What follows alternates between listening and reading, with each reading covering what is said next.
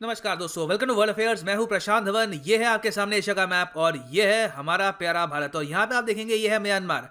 India border share करता है with Myanmar और म्यांमार की टोटल आबादी है करीब 5 करोड़ 40 लाख के आसपास। म्यांमार ओवरऑल आप कह सकते हैं एक गरीब देश है।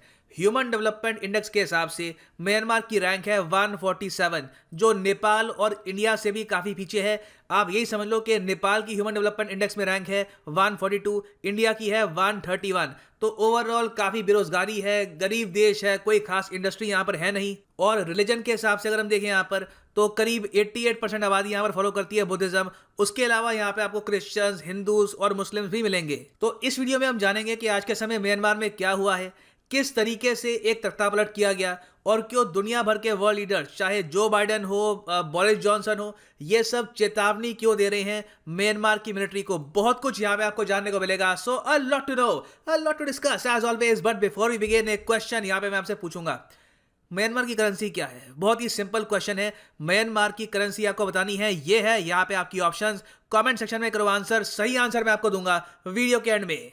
और आप किसी भी एग्जाम की प्रिपरेशन कर रहे हैं, चाहे UPSC, SSC, bank, any examination, Unacademy की वेबसाइट पर जाओ unacademy.com या फिर डाउनलोड करो अनअकैडमीज ऐप। यहाँ पे चूज करो अपना कोर्स, गेट सब्सक्रिप्शन और यहाँ पे आप परचेज कर सकते हैं अनअकैडमी के क्वालिटी कोर्सेज। अगर आप यूपीएससी प्रिपरेशन कर रहे हैं फॉर द नेक्स्ट 6 मंथ्स, 2021 के लिए आप प्रिपेयर कर रहे हैं, तो आप परचेज कर सकते हैं अनअकैडमी का 6 मंथ कोर्स एज वेल। और यहाँ पे सिंपली आपको कोड डालना है PD10 और आपको मिलेगा 10% discount. The prices will fall once you use the code PD10, so use the code and save money.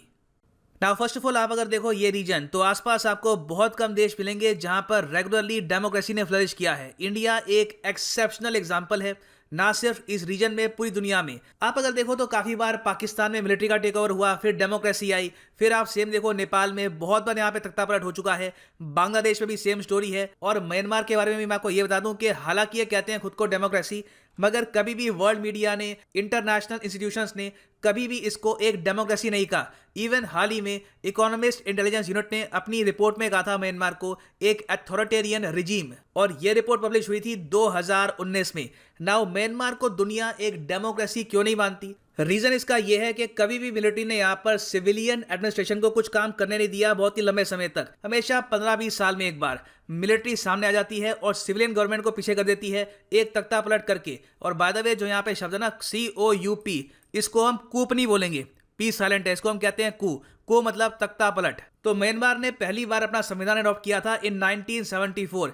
इनके लिए बहुत बड़ा दिन था ये। With in a few years 1988 में ये संविधान ही सस्पेंड हो गया, मिलिट्री ने टेक ओवर कर लिया। अब यहाँ पे आप पूछेंगे मिलिट्री टेक ओवर म्यांमार में क्यों होता है? इसका सिंपल आंसर है hunger for power. Military general अपने पास बहुत सारी पावर रखता है, आर्मी उसके अंडर होती है, वो चाहे तो कभी भी तख्तापलट कर सकता है। और इसलिए हमने देखा है कि दुनिया भर में बहुत सी कंट्रीज में इससे पहले तख्तापलट हो चुके हैं और इन द फ्यूचर भी होंगे। जो पावर की भूख है वो काफी बार मिलिट्री जनरल्स को डिक्टेटर बना देती है। It has been seen in the past और म्यांमार में भी सेम हुआ। और लास्ट टाइम अगर हम देखें तो 1988 के बाद से तो मिलिट्री ने अपने आप को इतना स्ट्रॉन्ग कर लिया म्यांमार के सिस्टम में कि कल को अगर डेमोक्रेसी भी आए तब भी मिलिट्री का काफी बड़ा रोल रहे म्यांमार को गवर्न करने में। फॉर एग्जांपल मैं आपको ये बता दूं, म्यांमार शायद उन गिने चुने देशों में से है दुनिया भर में जहां पर जो इनका अपर हाउस है, मतलब कि इन लोगों का राज्यसभा, वहां पर मिलिट्री के परमानेंट रिप्रेजेंटेटिव होते हैं। जी हाँ, अगर आप देखो तो इनके अपर हाउस में टोटल होते हैं 224 MP। 224 MP में से करीब 56 हमेशा रहेंगे मिलिट्री के। और ऐसा नहीं है कि इनके लिए वोटिंग होती है कि ये लोग कौन होंगे, मिलिट्री वोट करती है। मिलिट्री आपस में चुन लेती है कि ठीक है ये लोग हैं, ये हमको रिप्रेजेंट करेंगे in the upper house of Myanmar's parliament. Lower house में भी सेम कहानी है। टोटल MP है यहाँ पर 440, इसमें से 110 आपको MP हमेशा मिलेंगे as representatives of the military. So next question यहाँ पर यह आएगा कि ठीक है मिलिट्री की अगर रिप्रेजेंटेशन है पार्लियामेंट में, फिर भी हाल ही में 2021 में आर्मी ने एक तख्तापलट क्यों किया म्यांमार में? इनकी जो सरकार थी इसको क्यों हटा दिया? देखो इसके बहुत सारे रीजन है। पहले तो ये समझ लो कि हुआ क्या यहाँ पर।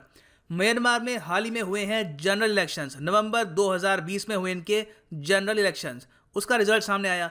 इसमें यह पता लगा कि NLD जो पार्टी है आंग सांग सू की, इसने जीती है स्वीपिंग मेजोरिटी। लोगों का ट्रस्ट है इन पर और आंग सांग सू की फिर से बन जाएंगी म्यांमार की state counsellor.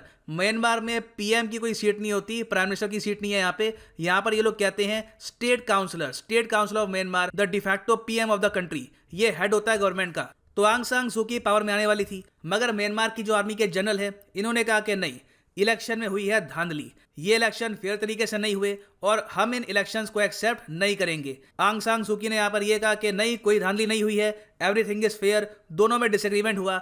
In the and Myanmar के आर्मी जनरल ने कहा कि हम आपको डाल रहे हैं जेल में, आपके पार्टी के वर्कर्स को डाल रहे हैं जेल में, पूरे पार्लियामेंट को घेर लिया, जो बड़े बड़े शहर है म्यांमार में वहाँ पे ब्लैकआउट कर दिया, इंटरनेट गायब, फोन कनेक्शन गायब, और रेडियो पे ये ब्रॉडकास्ट कर दिया कि अभी के लिए आंग सान सू की है जेल में और देश के लीडर हैं इनके आर्मी जनरल मिन आउंग। और by the way exam perspective से मैं आपको ये भी बता दूं कि आंग सान सू की ये एक नोबेल पीस प्राइज विनर है।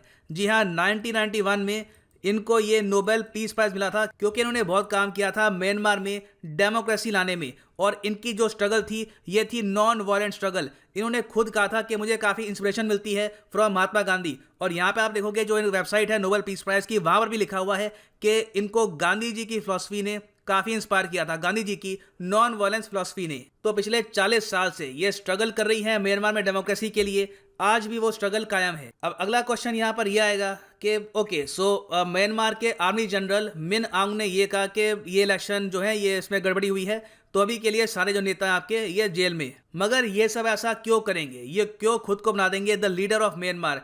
इसके बहुत सारे आंसर्स हैं। एक मेन आंसर तो ये है, again hunger for power, power की भूख। मिन आउंग का कार्यकाल as the general, army general of Myanmar ये वैसे खत्म होने वाला था। फिर एक इशू ये भी है कि बताया जाता है कि इनका एक बहुत ही बड़ा नेटवर्क है, इनके रिलेटिव्स का, इनके फ्रेंड्स का, जिनके बड़े बिजनेसेस हैं। अपने आप में म्यांमार के आर्मी चीफ बहुत अमीर है। जो सिस्टम हम देखते हैं पाकिस्तान में कि इनके आर्मी जनरल, आर्मी चीफ अपने आप में मिलियनेयर्स होते हैं, इनके फ्लैट्स आपको मिलेंगे यूएस में, कई इनके बिजनेसेस होते हैं यूके में, शेयर्स परचेज कर रखे होते हैं पाकिस्तान के बाहर। अब प्रॉब्लम यहाँ पर यह आती है बोथ म्यांमार और पाकिस्तान में कि आर्मी को क्रिटिसाइज आप कर नहीं सकते, उसमें इश्यू आता है देशभक्ति का, पेट्रियोटिज्म का। मगर करप्शन यहाँ पे बहुत ज़्यादा म्यांमार की आर्मी में, ये दुनिया जानती है, इस पर आपको काफ़ी आर्टिकल्स भी मिलेंगे। तो अभी के लिए माना यह जा रहा है कि म्यांमार के आर्मी जनरल को डर ये था कि जब ये पावर में नहीं रहेंगे तो इनके नेटवर्क का क्या होगा, जो इनके फैमिली बिजनेस हैं, जो ये अभी पावर एंजॉय करते हैं, उस सबका क्या होगा। तो इस सब को बचाने के लिए इन्होंने ये तख्ता पलट कर लिया। और म्यांमार में आपको ये बता दूं एक बहुत करप्ट देश भी है। हाल ही में रिलीज करी गई करप्शन परसेप्शन इंडेक्स में म्यांमार की रैंक है 137, इस लिस्ट में इंडिया की रैंक है 86। तो आप समझ सकते हैं कि म्यांमार में इंस्टीट्यूशंस की क्या इज्जत होती होगी और कितना आसान होता होगा यहाँ पर पावर छीन लेना एक तख्ता पलट के जरिए। ना इस सब के बीच में मैं आपको ये बता दूं कि सबसे बड़ा फायदा म्यांमार के आर्मी जनरल के अलावा होगा चाइना को। ये मैं आपको इंटरेस्टिंग बात बता रहा हूँ। म्यांमार के जो आर्मी चीफ हैं जो इस वक्त लीड कर रहे हैं पूरे कंट्री को, मिन आउंग, ये बहुत ही करीबी माने जाते हैं चाइना के। इसका रीजन भी है। रीजन ये है कि यूएस, यूके, यूरोप ने बहुत सारे सैंक्शंस इंपोज कर रखे हैं मिन आउंग पर। रीजन है रोहिंग्या मुसलमानों पर अत्याचार।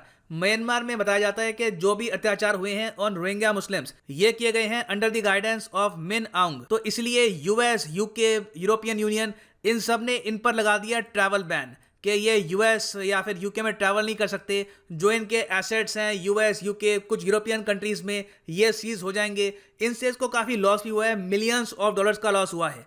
अब जहां पर एक जगह तो यूएस, यूके मिन आउंग को करे थे सैंक्शन, चाइना के विदेश मंत्री यहां पर म्यांमार में गए और मिन आउंग को कहा कि ये मेरे भाई हैं और हम बिल्कुल इनको सपोर्ट करते हैं। और लिटरली इन्होंने यहाँ पर वर्ड यूज़ किया कि मैं मानता हूं इनको अपना भाई। इंटरनेशनल कम्युनिटी को ये बोला कि इवन दो यूएस और यूके मिन आउंग के खिलाफ हैं, चाइना खड़ा है यहाँ पर म्यांमार के साथ। अब यहाँ पे अगेन वाह, मैं कई बार सोचता हूं कि चाइना की फॉरेन पॉलिसी कितनी स्पाइनलेस है और फ्लेक्सिबल है, क्योंकि अगर किसी में स्पाइन नहीं होगी तो वो काफ़ी फ्लेक्सिबल होगा।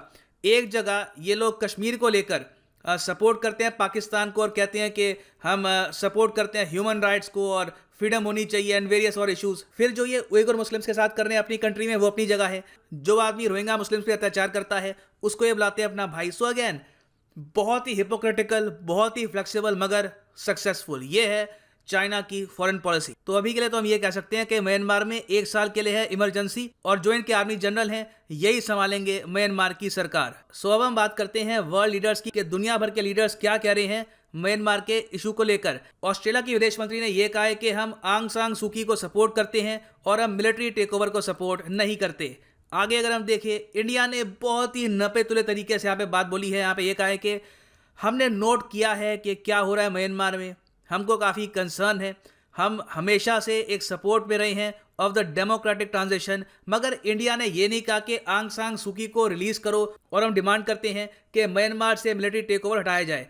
इंडिया ने ये इसलिए नहीं बोला क्योंकि हमें ये पता है कि पॉसिबिलिटी है अब कि आने वाले 1 से लेकर हु नोस इवन 10 साल तक म्यांमार में मिलिट्री का राज रहे, तो हमको एज नेबर्स म्यांमार के साथ डील करना है। म्यांमार में हमारे प्रोजेक्ट्स हैं, इन्वेस्टमेंट्स हैं, तो हम नहीं चाहते कि डूब जाएं। तो अभी के लिए हम यहाँ पे कॉशियसली कह रहे हैं कि वी आर एनालाइजिंग। तो इंडिया ने यहाँ पर कोई टफ स्टांस अभी के लिए लिया नहीं है। आगे अगर हम जाएं चाइना ने देखिए यहाँ पे ये कहा है कि देख रहे हैं कि हुआ क्या है, हमें अभी समझ नहीं आ रहा कि एक्चुअली यहाँ पर हुआ क्या है। We are in the process of finding out more. और बिल्कुल चाइना यही कहेगा, ये इनके लिए बहुत अच्छी बात है कि जो आदमी यूएस यूके के खिलाफ है उस पर सैंक्शंस लगे हुए हैं, वो अब आ गया है पावर में in Myanmar. This is great news for China. UK की अगर हम बात करें तो बोरिस जॉनसन ने यह कहा है कि मैं कड़ी निंदा करता हूं इस कू की और अनलॉफुल इम्प्रिजनमेंट की ऑफ आंग सान सू की। यूएसए ने घूम फिर के वही बात फिर से बोली है और सैंक्शंस, फिर से सैंक्शंस हम लगाएंगे म्यांमार पे। नाउ ये हमको यहाँ पे ऐड करना होगा कि यूएस को कहीं ना कहीं अपनी विदेश नीति बदलनी होगी, हर बात पे सैंक्शन लगा देना, इवन इंडिया पर भी सैंक्शंस की बात करना एज 400 को लेकर इनकी विदेश नीति को बहुत कमजोर बनाता है। इनको कहीं ना कहीं चाइना जिस तरीके से काम कर रहा है, जिस तरीके से मनूवर कर रहा है, उससे लेसन लेने होंगे। नहीं तो इन द फ्यूचर आप देखेंगे कि ज्यादातर जो कंट्रीज है दुनिया भर में ये सपोर्ट करेगी चाइना को, और यूएस के पास वो गिने चुने जो नेटो कंट्रीज हैं यही रह जाएंगे एज सपोर्ट। सो वापस आते हैं अपने प्रश्न पे, करेंसी क्या है म्यांमार की? सही उत्तर यहाँ पे है ऑप्शन ए क्यात, KYAT। जी हाँ, ये यहाँ पे आप देख पाएंगे 500 क्याट्स, ये है करेंसी ऑफ म्यांमार। और इनकी करेंसी है काफ़ी डिवैल्यूड, कमज़ोर करेंसी है इनकी, क्योंकि अगर आपके पास मान लो 100 रुपये का नोट है तो मतलब आप म्यांमार में इसको एक्सचेंज कर सकते हैं फॉर मोर देन 1800 क्यात। सो ये है एंड इस वीडियो का। Thank you for listening and as always God bless you all.